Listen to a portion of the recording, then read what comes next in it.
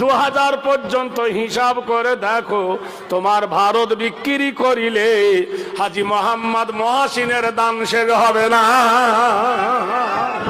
এ পর্যন্ত মসজিদে বাবরি ভেঙে মন্দির বানায়েছ, রাম মন্দির, চারানা কেউ পর্যন্ত টিকিট কেটে দেখে না। মুসলমান চলে গেছে ভারতে, কিন্তু দোকানদারি রেখে গেছে। বলে কি দোকানদারি? ভারতের মাটিতে একটা কবর আছে, সেই কবরটার নাম হলো তাজমহল। কি কবর? 500 টাকা টিকিট। প্রতি মাসে ইনকাম হয় 10 কোটি টাকা। 10 কোটি টাকা যদি মাসে ইনকাম হয়, বছরে হয় 100, কত 20 কোটি টাকা। নারায়ে তাকবীর। এ টাকাগুলো কারা খায়? মোল্লারা খায় না তোমরা খাও?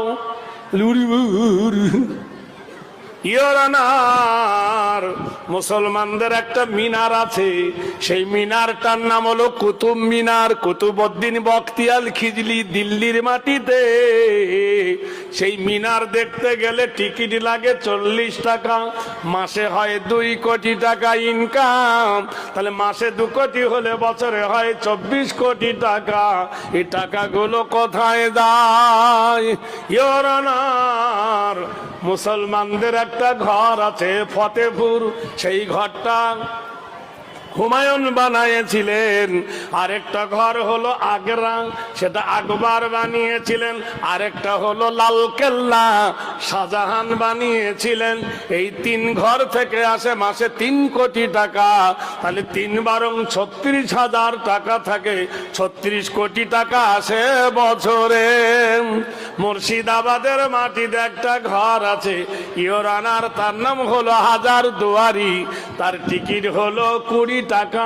প্রতি মাসে 2 কোটি টাকা ইনকাম হয়, বছরে ইনকাম হয় 24 কোটি টাকা। একবার সুবহানাল্লাহ বলুন, আরো জোরে বলুন।